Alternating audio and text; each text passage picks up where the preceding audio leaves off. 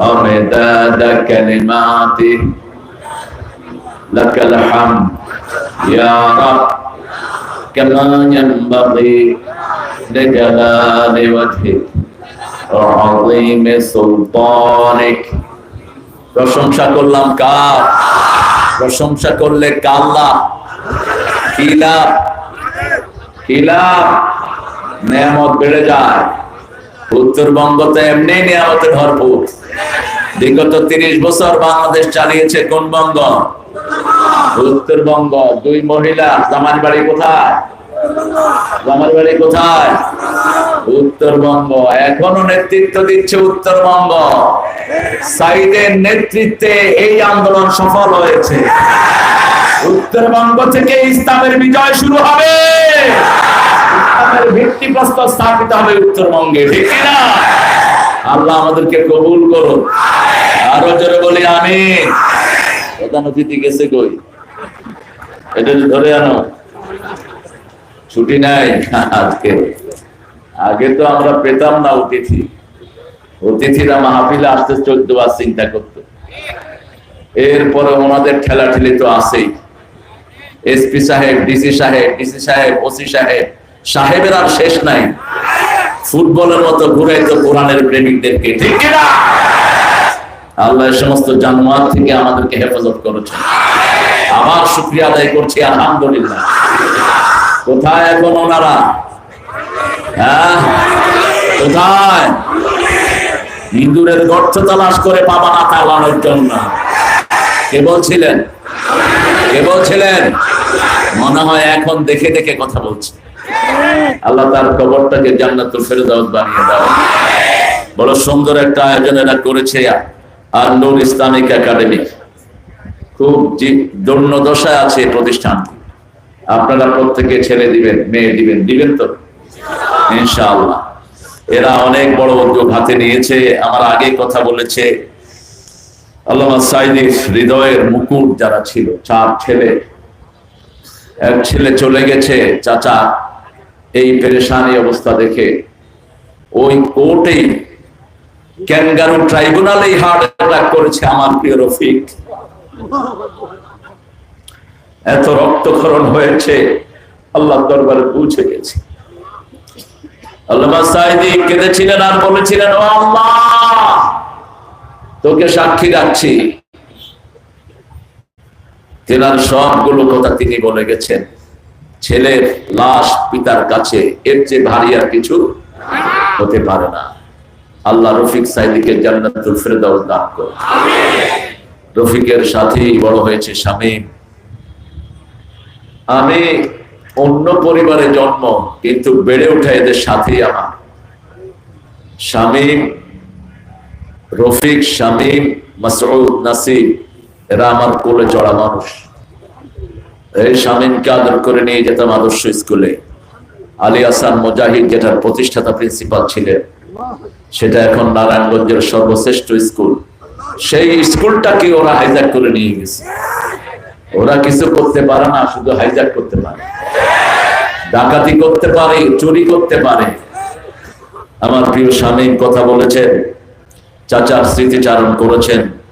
এখন চাচা যে প্রতিষ্ঠানগুলো রেখে গেছেন সেখানে দায়িত্ব পালন করছে শামীম।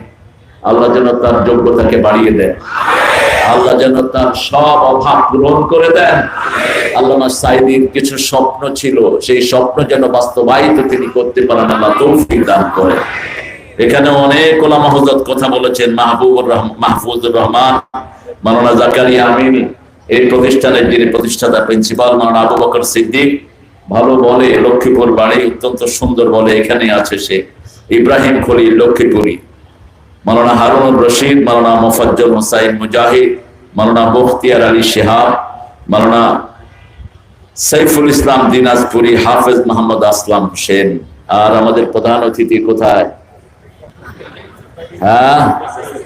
অসুস্থ হয়ে গেছে কেন? আল্লাহ, পোকাগুলো ভালোই, পোকাগুলি আমিলিক হয়ে গেছে।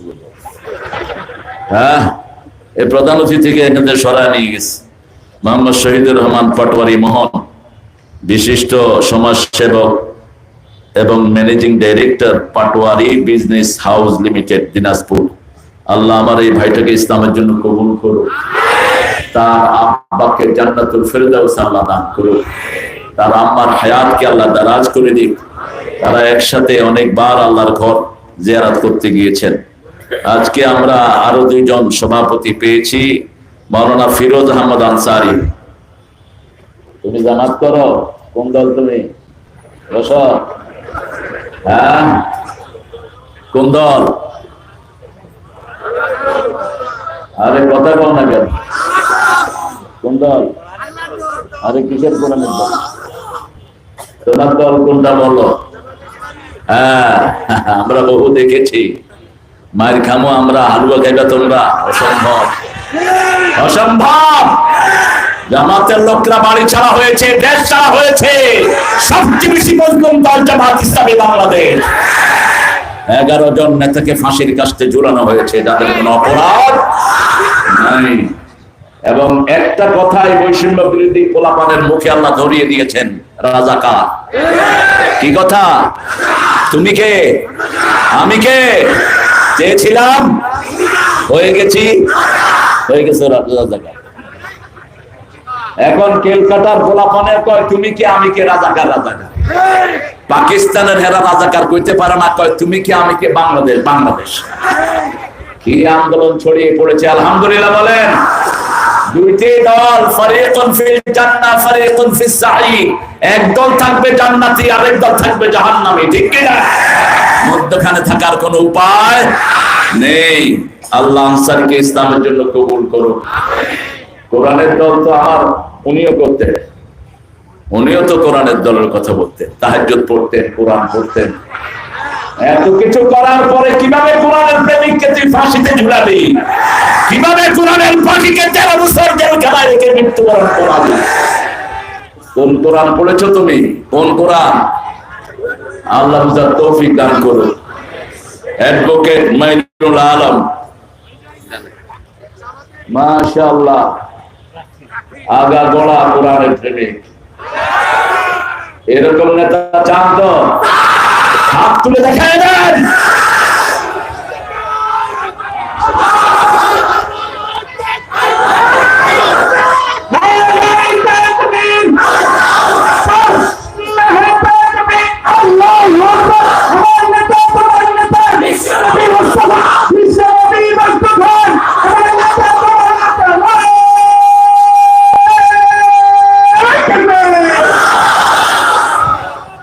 আপনারা তাকবীর দিতেও আপনাদের কৃপণতা। তাকবীর দেয়া গুনার কাজ? কি কি ফরজ? প্রথম 5টা ফরজের একটা ফরজ। রাসূল সাল্লাল্লাহু আলাইহি ওয়াসাল্লামের উপর প্রথম 5টা আয়াত নাযিল হয় কোন সূরা? সূরা আলাক। কোন সূরা? এই অ্যাডভোকেটে কয় আপনারা কইতে পারেন না। অ্যাডভোকেটে কোন মাদ্রাসায় পড়ছে? জামাত ইসলামের মাদ্রাসায়, অন্য কোথাও পড়ে নেই। অ্যাডভোকেট সাহেব বলে দিছে কোন মিথ্যা মামলা নেয় না, জিজ্ঞেস করে, মিথ্যা কথাও কয় না।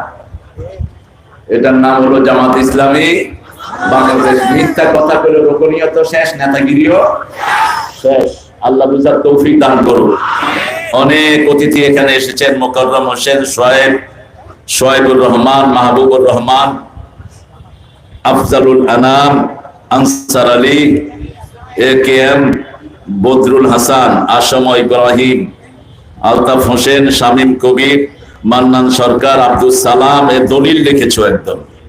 অধ্যাপক সাদাকাত আলী খান, সিরাজুল সালেহীন, মাওলানা সাজিদুর রহমান, মাওলানা নুরুল্লাহ সরকার, দিদার হোসেন, আইনুল ইসলাম। এদের যাদের নাম পড়লাম, এরা এই মাহফিলটাকে লাভে এনে দিবে।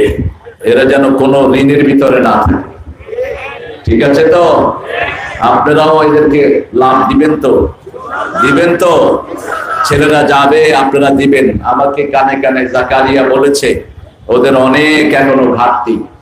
এই ছেলেটা একাই ফাইট করেছে এই মাহফিলটার জন্য, আশেপাশে কাউকে পায়নি।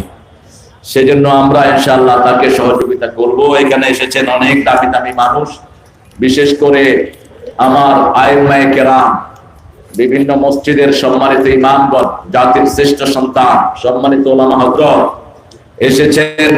আমাদের প্রিয় স্যাররা, primary sir, high school, college, university sir, বিভিন্ন পেশা জড়িত আবার বিদ্যা বনিতা, পর্দার আড়ের মা এবং বোনেরা, হিন্দু সম্প্রদায়ের ভাইয়েরা, যাদেরকে পাহারা দিয়েছে জামাত ইসলামীর লোকেরা, যারা এবার পূজা করেছে, এরকম পূজা তারা বলেছে বিগত 30 বছরে তারা করতে পারে নাই। আমরা যেন সব ধর্মের স্বাধীনতা দিতে পারি, আল্লাহ তৌফিক দান করুন। ইসলাম আছে যেখানে, শান্তি আছে সেখানে, কারো অধিকার নষ্ট হয় না ইসলামের কারণে, ঠিক আছে? রাসূলের সময় মদিনাতে ইহুদিরা ছিল কিনা, খ্রিস্টানেরা ছিল কিনা?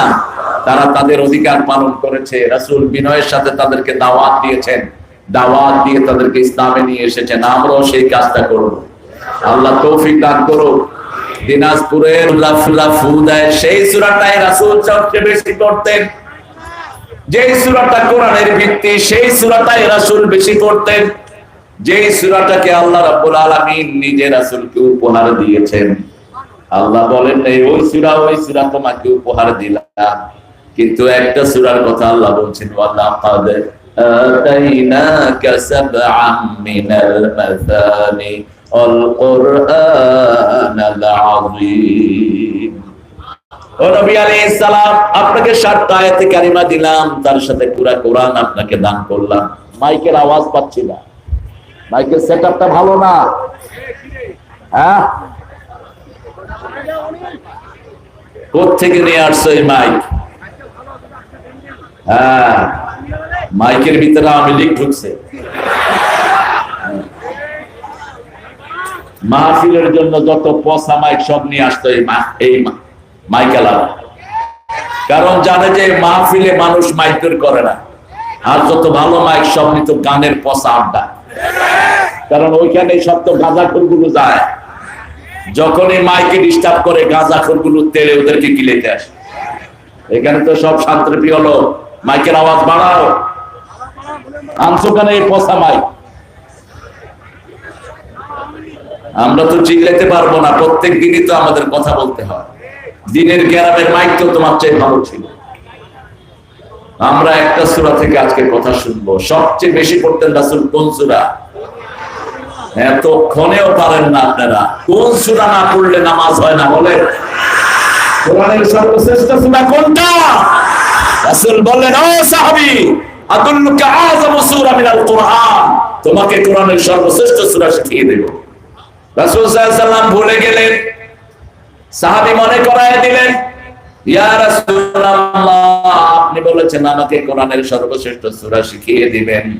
রাসূল সাল্লাল্লাহু আলাইহি ওয়াসাল্লাম বলে দিলেন, আলহামদুলিল্লাহি রাব্বিল আলামিন আর রহমানির রহিম মালিকি ইয়াউমিদ্দিন ইয়্যাকা না'বুদু ওয়া ইয়্যাকা নাস্তাঈন ইহদিনাস সিরাতাল মুস্তাকিম সিরাতাল লাযীনা আন'আমতা আলাইহিম গায়রিল মাগদুবি আলাইহিম ওয়ালাদ-দাল্লিন। আরো আস্তে কোন আমিন, আরো আস্তে আমিন। মদিনার লোকেরা আমিন কয়, মসজিদ কাঁপতে থাকে।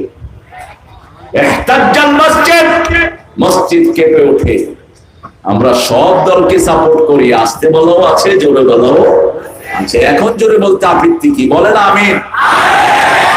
আমরা চাই সূরা ফাতিহার দোয়াগুলো আমাদের জন্য হোক, ঠিক না ঠিক?